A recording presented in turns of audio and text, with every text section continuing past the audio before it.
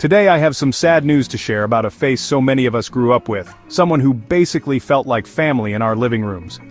Malcolm Jamal Warner, the actor who played Theo Huxtable on The Cosby Show, has died at the age of 54.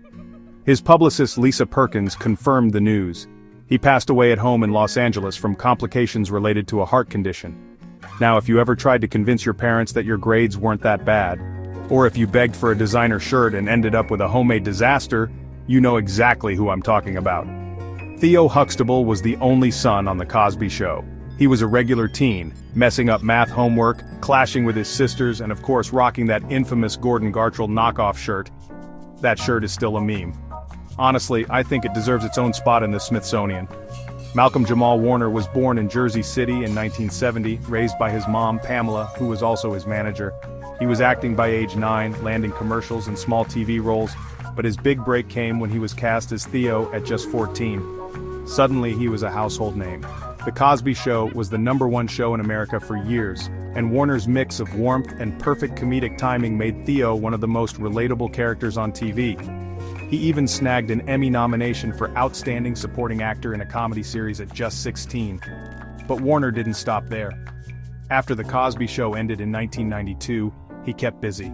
He starred in Malcolm and Eddie with Eddie Griffin, played recurring roles on Sons of Anarchy, Suits and The Resident, and made guest appearances on hits like Community and American Crime Story. Behind the scenes, he directed episodes of The Cosby Show, Malcolm and Eddie, and even KC Undercover.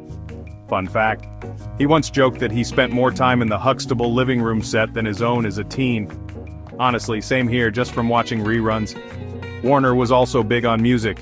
He released several spoken word and jazz albums, collaborating with artists like Robert Glasper and Lala Hathaway.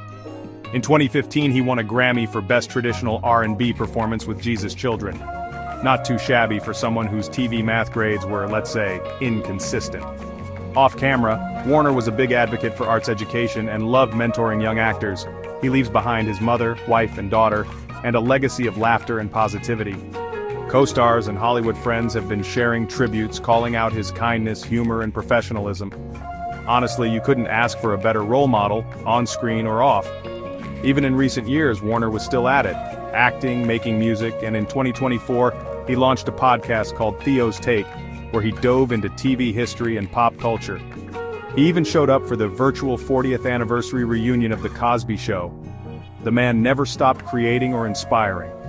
For me and for so many others, Malcolm Jamal Warner wasn't just Theo. He was the heart of a show that broke barriers and brought families together.